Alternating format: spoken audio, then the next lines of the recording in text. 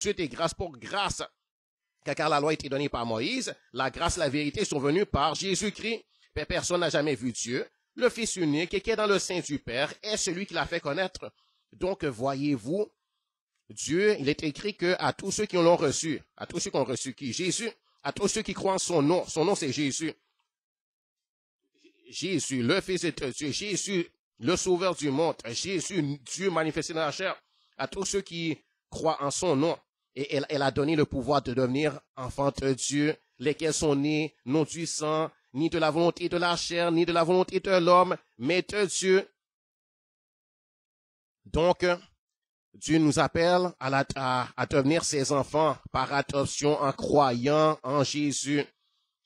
En croyant en Jésus. C'est par la foi en lui. C'est par la foi en son nom. C'est par la foi en son nom qu'on reçoit la rédemption, le pardon de nos péchés. On reçoit la vie éternelle qui est un don de Dieu. C'est un don. Ce n'est pas par les œuvres, mais c'est par la foi en Jésus. Dans Romains chapitre 10, nous allons le lire. Nous allons le lire dans Romains chapitre 10, il est écrit.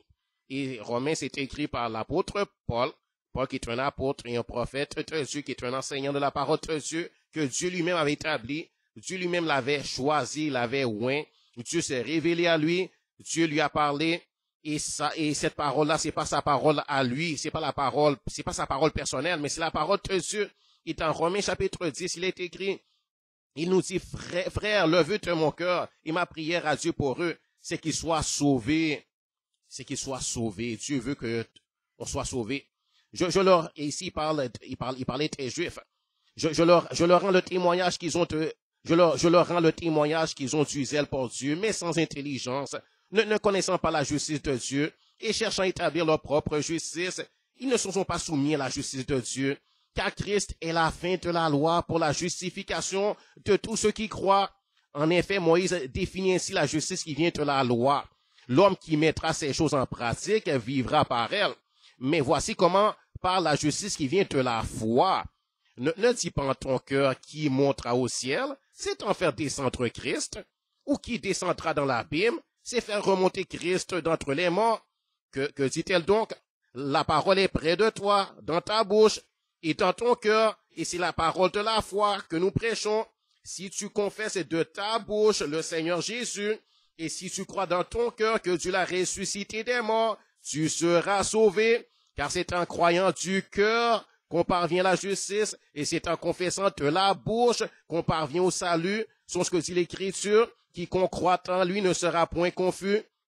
Il n'y a aucune différence, en effet, entre le juif et le grec, puisqu'ils ont tous un même Seigneur qui est riche pour tous ceux qui l'invoquent. Car quiconque invoquera le nom du Seigneur sera sauvé. Quiconque invoquera, c'est-à-dire quiconque l'invoquera, quiconque lui dira, Seigneur, sauve-moi. Seigneur, je viens à toi pour être sauvé. Je veux être pardonné de mes péchés. Je veux avoir la vie éternelle. Je reconnais mes péchés. Seigneur, j'ai besoin de toi, j'ai besoin d'un sauveur, j'ai péché, j'ai fait ce qui est mal dans ma vie, j'ai commis toutes sortes d'iniquités, mais Seigneur, je viens à toi, je reconnais que je suis coupable de péché, je reconnais que je mérite l'enfer, je mérite la mort, mais Seigneur, tu veux me pardonner, tu veux me sauver, tu veux me donner la vie éternelle, Seigneur, mon Dieu, et je reconnais que Jésus est mort à la croix pour ça. Jésus s'est offert en sacrifice pour mes péchés, il est mort à ma place. Il est mort à ma place, il a pris mes châtiments, il n'est pas mort pour lui-même, il n'était pas un coupable, il n'était pas un criminel, il n'était pas un assassin, il n'était pas un blasphémateur, il n'a pas fait ce qu'il est mal, il n'a pas parlé mal de sa bouche, il n'a pas insulté Dieu, il n'a pas insulté qui que ce soit, mais il est mort comme une substitution, il a pris ma place, il a pris la place de nous les hommes de toute nation, de toute race et de tout peuple, de toute langue, il est mort à notre place. Il a pris nos châtiments afin que nous on ait la paix. Il est écrit dans Romains chapitre, il est écrit dans Ésaïe chapitre 52, 53. Le châtiment qui nous donne la paix est tombé sur lui, Jésus. Le châtiment qui nous donne la paix est tombé sur lui. Il a pris nos péchés, il a pris nos iniquités. Il est mort à notre place, mais il est aussi ressuscité le troisième jour. La mort n'avait pas de pouvoir sur lui, la mort ne pouvait pas le retenir. Il est mort volontairement. Il est mort volontairement, il a accepté de mourir. Et c'est lui-même qui a donné sa vie. Personne n'a le pouvoir de lui prendre de force, mais il a donné. Il a donné sa propre vie. Il a accepté que son sang soit versé. Le châtiment qui nous donne la paix est tombé sur lui. Et c'est par ses meurtrissures que nous sommes guéris. Jésus est devenu notre justification, notre sanctification, notre rédemption. C'est lui qui nous sauve. C'est lui qui nous a rachetés de toute malédiction. C'est lui qui nous a rachetés de toute malédiction qui était venue sur nous et qui devait venir sur nous. Et par sa mort, nous avons la vie. Par sa mort, nous avons la résurrection et la vie. Nous sommes réconciliés avec Dieu. Car quiconque invoquera le nom du Seigneur, invoquez le nom du Seigneur. Quiconque invoquera le nom du Seigneur, comme je viens de le faire, sera sauvé. Car comment donc invoqueront-ils celui en qui ils n'ont pas cru? Et comment croiront-ils en celui dont ils n'ont pas entendu parler? Et comment entendront-ils parler s'il n'y a personne qui prêche? Et comment y aura-t-il des prédicateurs s'ils ne sont pas envoyés? Selon qu'il est écrit, qu'ils sont beaux les pieds de ceux qui annoncent la paix, de ceux qui annoncent de bonnes nouvelles.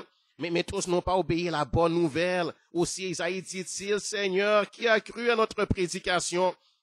Et ainsi la foi vient de ce qu'on entend, et ce qu'on entend vient de la parole de Christ.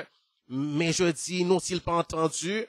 Au contraire, leur voix est allée par toute la terre, et leur parole jusqu'aux extrémités du monde. Mais je dis, Israël ne l'a-t-il pas su? Moïse le premier dit, j'exciterai votre jalousie par ce qui n'est point une nation, je provoquerai votre colère par une nation sans intelligence. Et Isaïe pousse l'ardiesse jusqu'à dire, j'ai été trouvé par ceux qui ne me cherchaient pas, je me suis manifesté à ceux qui ne me demandaient pas. Mais au sujet d'Israël, il dit, j'ai tendu mes mains tout le jour vers un peuple rebelle et contredisant. Je dis donc, Dieu a-t-il rejeté son peuple? Loin de là, car moi aussi je suis israélite, dit l'apôtre Paul, de la postérité d'Abraham, de la tribu de Benjamin. Dieu n'a point rejeté son peuple qu'il a connu d'avance. Ne savez-vous pas ce que l'Écriture rapporte d'Élie? Comment il adresse à Dieu cette plainte contre Israël? Seigneur, ils ont tué tes prophètes, ils ont renversé tes autels, et je suis resté moi seul, et ils cherchent à m'ôter la vie. Mais quelle réponse Dieu lui fait-il? Je me suis réservé 7000 hommes qui n'ont point fléchi le genou devant Baal. De même aussi, dans le temps présent, il y a un reste selon l'élection de la grâce. Or, si c'est par grâce, ce n'est plus par les œuvres. Si c'est par grâce, ce n'est plus par les œuvres. Autrement, la grâce n'est plus une grâce. La grâce, c'est-à-dire la faveur, c'est une faveur. Or, si c'est par grâce, ce n'est plus par les œuvres. Autrement, la grâce n'est plus une grâce. Et si c'est par les œuvres, ce n'est plus une grâce. Autrement, l'œuvre n'est plus une œuvre. Quoi donc? Ce qu'Israël cherche, il ne l'a pas obtenu, mais l'élection l'a obtenu, tandis que les autres ont été endurcis.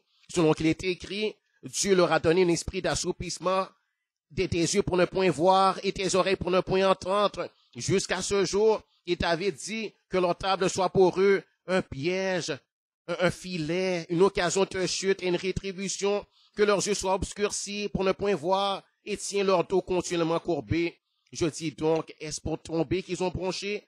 Loin de là. Mais par leur chute, le salut est devenu accessible aux païens afin qu'ils fussent excités à la jalousie. Or, si leur chute a été la richesse du monde et leur amoindrissement la richesse des païens, combien plus en sera-t-il quand ils se convertiront tous? Donc, c'est par la foi. Ici, on voit bien que c'est par la foi. Dieu t'appelle à être sauvé. Dieu t'appelle à devenir son enfant. Dieu te dit, toi qui m'entends, crois au Seigneur Jésus, peu importe qui tu es, peu importe ton âge, peu importe de quelle race tu es, de quelle nation, et peu importe ce que tu as cru dans le passé, rejette les mensonges du passé, rejette les traditions de tes ancêtres, rejette tout ça et crois la vérité, crois au Seigneur Jésus, invoque le Seigneur Jésus, c'est-à-dire appelle à lui, dit Seigneur Jésus, je crois en toi, Seigneur Jésus, je vais être sauvé. Je veux avoir la vie éternelle. Je reconnais que tu es Dieu manifesté dans la chair. Je reconnais que tu es le sauveur du monde. Viens, pardonne-moi, Seigneur. Sauve-moi. Je crois que tu es mort à la croix. Je crois que tu es ressuscité le 3e jour. Je crois que tu es le sauveur du monde. Je reconnais avoir péché. Je reconnais avoir fait ce qui est mal. Je reconnais que j'ai péché, mais pardonne-moi. Pardonne-moi, j'ai besoin de sauveur. Sois mon sauveur. Sauve-moi. Donne-moi la vie éternelle. Écris mon nom dans ton cahier de vie. Seigneur, je te reçois comme mon Seigneur et Sauveur personnel. Et Seigneur, je reçois l'adoption que tu m'offres. Dieu, tu m'offres l'adoption. Tu m'offres de devenir mon Père. Je vais être ton enfant maintenant. Je veux la nouvelle naissance maintenant, aujourd'hui même. Prends-moi, adopte-moi, fais-moi ton enfant. La nouvelle naissance dont tu me promets, la nouvelle naissance que tu me promets, je l'accepte, je la veux. La rédemption, je l'accepte, je la veux. L'adoption, je l'accepte, je la veux. Prends-moi, sanctifie-moi. Mets-moi à part pour toi, Seigneur. Je veux, Seigneur, éternellement, j'être à toi toujours et te servir et t'honorer et te glorifier, Seigneur. Et Seigneur, mets ton esprit en moi. Fais habiter ton esprit, le Saint-Esprit en moi, Seigneur, qu'il me régénère, qu'il me transforme. Et Seigneur, éternel, mon Dieu, qu'il forme, Seigneur, le caractère, le beau caractère de Jésus en moi. Merci, Seigneur, merci, mon Dieu. Crois au Seigneur Jésus, Jésus t'aime. C'est le sauveur du monde. Dieu est bon, Dieu est puissant, Dieu est merveilleux, il est amour. Et le Dieu tout-puissant te reçoit. Si tu l'acceptes, il te reçoit. Sache qu'il te pardonne. Sache qu'il pardonne tes péchés. Il efface toutes tes fautes, toutes tes iniquités. Si tu le reçois, si tu lui demandes de te pardonner, il te pardonne. Si tu crois au Seigneur Jésus, il te reçoit. C'est sa promesse, il te donne la vie éternelle. Il n'y aura plus de condamnation pour toi. Sois sauvé. Que Dieu te bénisse. Amen.